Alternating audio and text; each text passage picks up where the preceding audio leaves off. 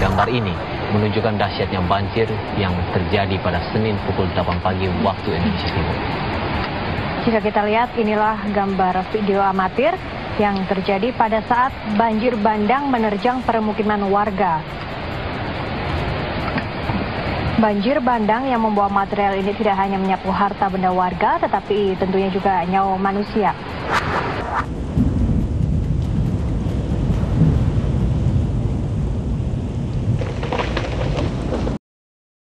Pada saat itu saya menerima berita dari Kepala Dinas Perhubungan Provinsi Papua Barat. Pada pukul 9.15 saya menerima laporan dari Korpos SAR Manokwari bahwa terjadi bencana banjir bandang di Wasior. Oh, ada bencana di Telogondama? Di Wasior? Kemudian setelah itu saya sampaikan ke Kasubsi Operasi. Pada saat itu Kasubsi Operasi dijabat oleh Pak Muhammad Arifin. Saya langsung berkoordinasi. Saya membuka peta, ngeplot posisi dari Kota Wasior.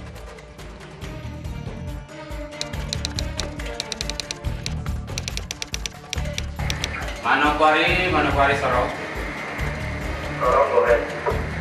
Manokwari Sorong, baru saja ada arahan dari Kasubsi Operasi.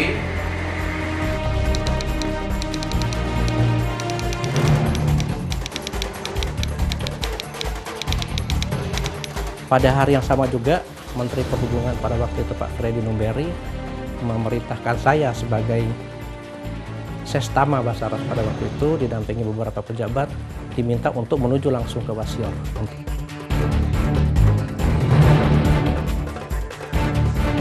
Pada saat itu saya kumpulkan para rescuer berkumpul di kantor SAR. Sekarang tanggal 4 Oktober 2010.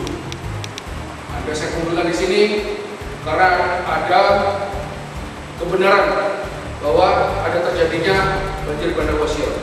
Tim dari Manokwari sudah bergerak dari siang tadi menggunakan kapal Trisila menuju Wasior. Siapkan tandu.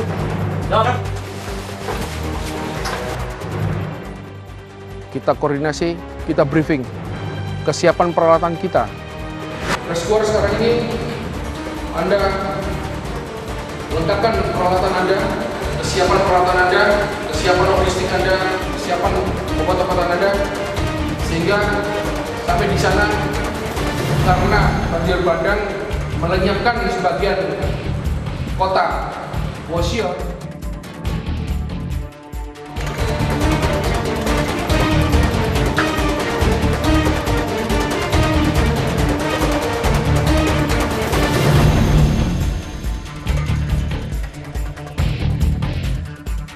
Selain itu saya koordinasi, konfirmasi lagi kembali peralatan apa yang digunakan di sana. Kerja, siap.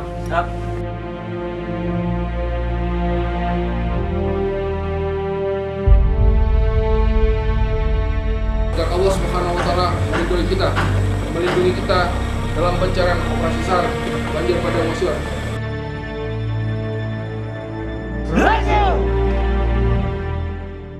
Keberangkatan kami dari Sorong, rescuer kami dari Sorong, bergerak menuju sana dengan perlengkapan SAR yang memadai.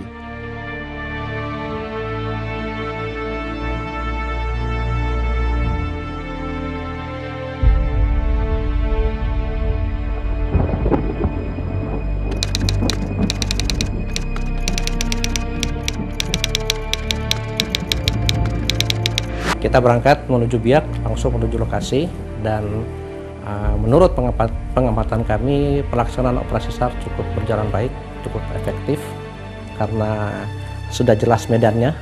Kita tinggal melakukan evakuasi korban, kemudian potensi-potensi di sana pun cukup efektif. Siapa yang duluan turun itu memang tim rescue dari Posar Manokwari. Kemudian berikutnya dibantu dari Sorong, dari Biak, kemudian dari kantor-kantor SAR lainnya. Pada waktu itu kami tiba jam 3 subuh di Wasior. Kamilah tim pertama yang tiba dari Basarnas kantor SAR Sorong. Kami 5 orang yang bertugas di sana, tidak ada tim lain atau gerakan potensi lain ataupun dari anggota militer, tidak ada. Jadi cuman tim dari kita, dari kantor SAR Sorong, itu dari Basarnas.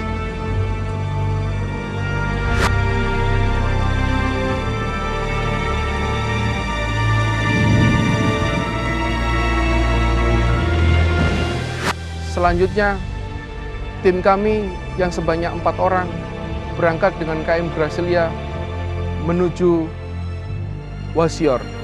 Tim Aju, yang pertama saya sendiri, Arif, yang kedua Akid, yang ketiga Bambang, yang keempat Rovinus, yang kelima Rohman. Pada waktu itu kami melakukan pencarian atau melakukan penelusuran untuk pelaporan tindak awal ke kantor SAR. Pada waktu malam itu juga kita tidak bisa melaporkan apa-apa, Pak, karena keadaan dan komunikasi kita memang tidak bisa digunakan atau tidak bisa berfungsi sama sekali. Jadi cukup kita melakukan evakuasi, dan yang paling banyak yang ditemukan adalah mayat.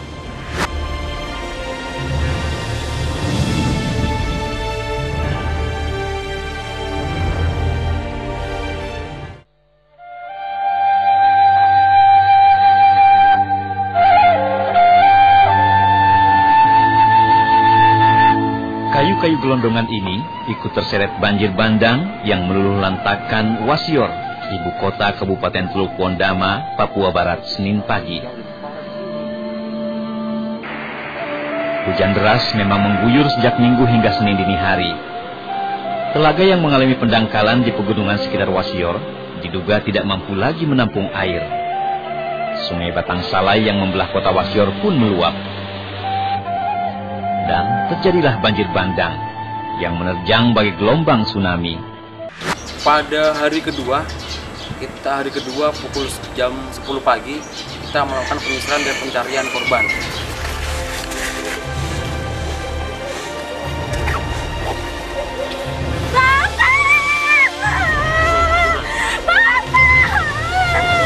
Bapak jangan pergi. Tidak. Bapak.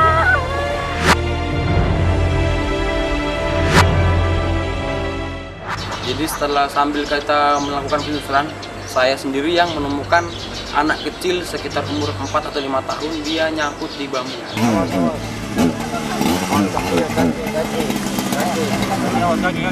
Awas kaki.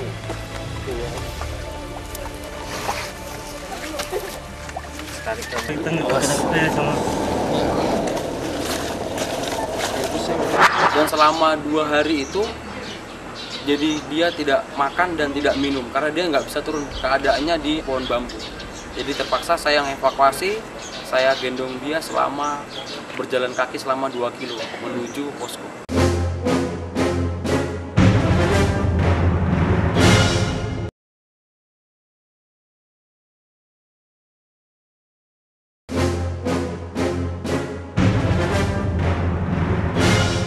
Berikutnya, saya menggerakkan kapal 304 milik kantor SAR Sorong.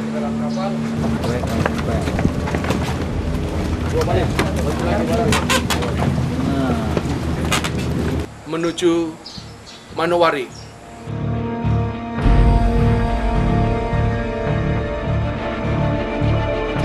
Saya terlibat sebagai Regu 2, sebagai komandan Regu 2. Kami berjumlah 10 orang dari kantor SAR Sorong waktu itu. Kita menyusul tim 1 yang sudah ada lebih dulu dari Posar Manokwari. Kita berangkat dari Sorong dengan menggunakan KM Labobar. Sampai di Wasior, kondisi di Wasior waktu itu di atas dermaga masih banyak penuh lumpur. masih ada banyak bongkahan-bongkahan kayu yang ada di seputaran pelabuhan. Karena ternyata memang daerah pelabuhan itu satu titik juga yang terbesar waktu kena dampak daripada bencana banjir bandang. Setelah sampai langsung seluruh peralatan kita turunkan karena memang terbatas waktu kapal sandar di Wasior. Sementara penumpang yang naik dan turun banyak karena memang banyak yang harus pergi keluar dari mengungsi dari Wasior menuju ke Nabire tepatnya.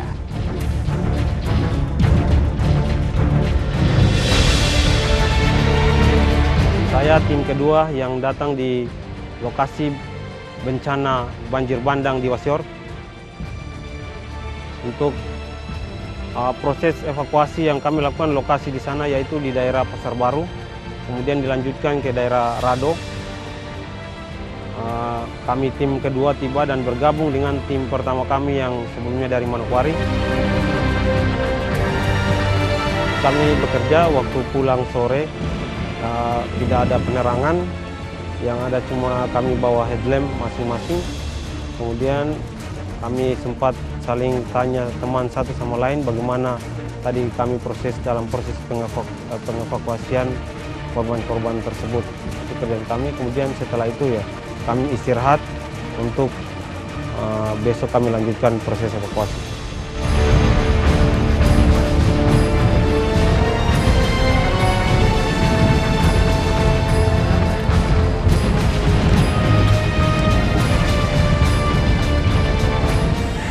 Pada saat itu, dengan jarak yang jauh, sarana transportasi yang terbatas, yang bisa kami evakuasi, kami pikul yang kurang lebih 2 km. Proses evakuasi dengan menggunakan alat-alat tersebut yang begitu minim, makanan dan minuman yang terbatas. Saya ingat pada saat itu, makanan kami sudah habis.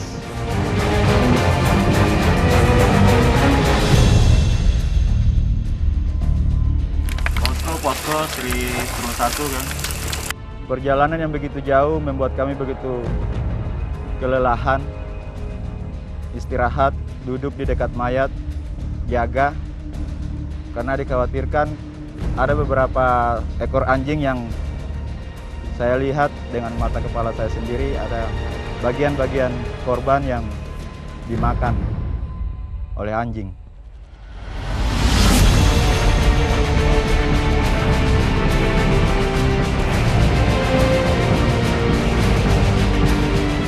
Pada saat operasi SAR banyak juga instansi lain yang terlibat, ada dari TNI, ada dari polisi, ada dari masyarakat, termasuk dari BNPB pun pusat meninjau ke sana. Secara umum dapat dikatakan bahwa operasi SAR itu sangat lancar, sangat efektif. Kegiatan tanggap darurat untuk membantu saudara-saudara yang perlu dibantu, yang semula keadaan ini berakhir tanggal 18, kita perpanjang 2 minggu lagi sehingga semua kegiatan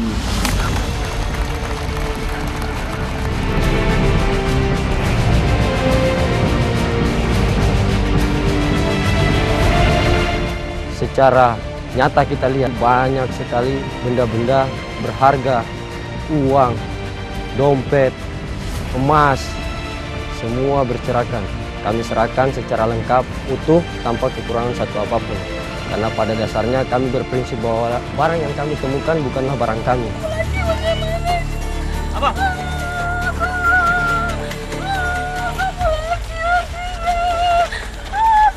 Dan tentunya korban ini, entah kami tidak tahu apakah masih ada keluarga yang ditinggalkan atau tidak, kami tidak tahu.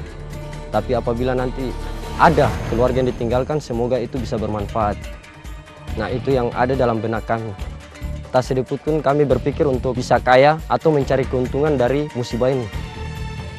Tapi kami hanya menunjukkan dedikasi kami terhadap negara, terhadap sesama umat manusia. Yang pertama, Pak, saya juga takut. Tidak semua manusia pasti punya rasa takut. Yang kedua, saya juga bangga dan berani. Karena apa? Saya menolong di situ yang sadar maupun yang sudah meninggal.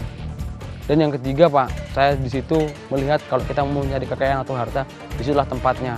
Karena apa? Banyak harta yang tertinggal. Tapi terus terang saja, karena takut dengan sumpah apa yang telah diberikan atau amanat yang sudah dijanjikan.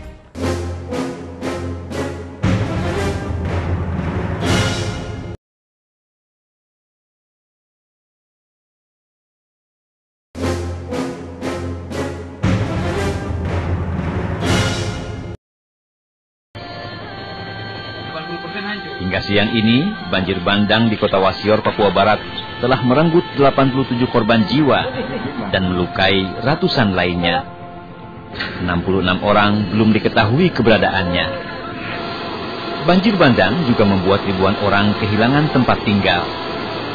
Di antara mereka ada yang masih bertahan di lokasi bencana sambil mencari anggota keluarga yang hilang. Ada juga yang terus mengais-ngais sisa barang yang mungkin saja bisa diselamatkan dari reruntuhan rumah yang terkubur lumpur.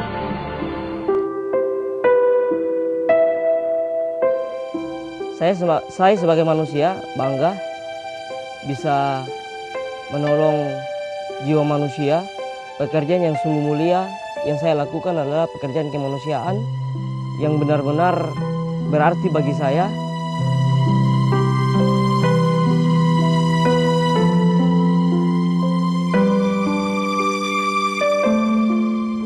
Menyelamatkan manusia, satu nyawa pun manusia adalah kepuasan batin kami sebagai anggota Insan SAR.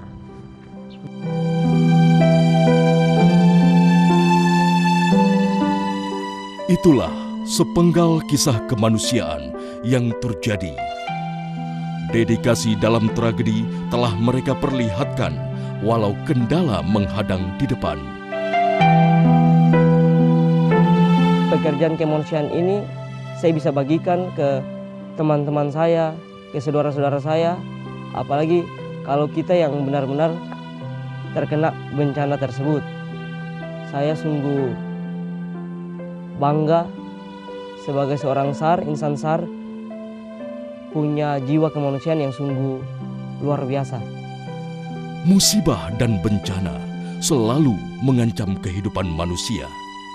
Sudah seharusnya kita dapat mengantisipasinya. Harapan kedepannya yang kita butuhkan adalah tenaga rescuer yang lebih banyak. Karena keterbatasan tenaga rescuer, maka harapan kami Basarnas bisa merekrutmen tenaga-tenaga rescue di masing-masing Kansar, diperkuat dengan fasilitas yang memadai. Contoh, kapal yang saat ini terbuat dari fiberglass. Kedepannya kami menginginkan kapal terbuat dari besi. Karena jelajah dan jarak tempuh perkisaran perairan Pulau Papua sangat tinggi intensitas cuaca, curah hujan maupun gelombang besar. Kami menyampaikan kedepannya agar Basarnas banyak melengkapi kekurangan fasilitas, kekurangan peralatan, kekurangan alat komunikasi, sehingga dapat dilengkapi secara maksimal. Tanpa rasa pamrih, mereka mencurahkan segenap jiwa raga bagi sesama. Ketulusan yang diberikan membuktikan bahwa kondisi sesulit apapun bisa kita lalui dengan kebersamaan. Ini adalah salah satu bentuk dedikasi Badan SAR Nasional untuk mencari, menolong, dan menyelamatkan di setiap musibah. Karena memang sudah menjadi visi dan misi Basarnas untuk mencari dan menolong di setiap musibah yang terjadi, baik di darat, laut, atau musibah lainnya dengan cepat, handal, dan aman demi kemanusiaan.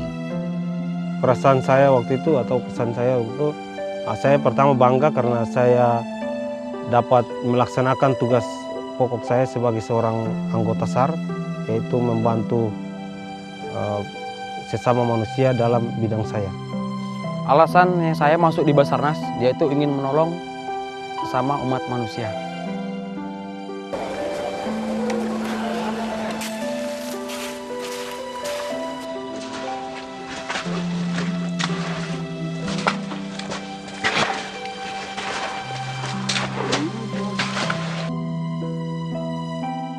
SAR pekerjaan yang mulia, dan saya pikir saya bangga dan semua orang yang sebagai pegawai SAR pasti bangga lah menjadi pegawai SAR. Selain itu salah satu jalan menuju surga adalah jadi pegawai SAR.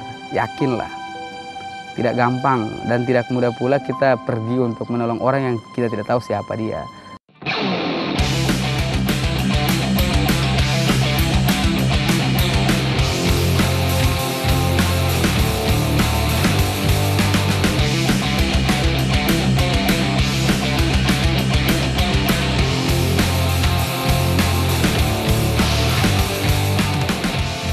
Badan SAR Nasional adalah ujung tombak koordinasi dan pergerakan seluruh elemen SAR. Karena itulah, Badan SAR Nasional harus mampu menunjukkan dan membuktikan eksistensinya dalam memberikan pelayanan yang terbaik kepada masyarakat. Demi dedikasi dalam tragedi. Basarnas Rescue! Menyelamatkan satu nyawa sangat berarti bagi kami. Afiknam Jagat Samagram, semoga selamatlah alam semesta ini.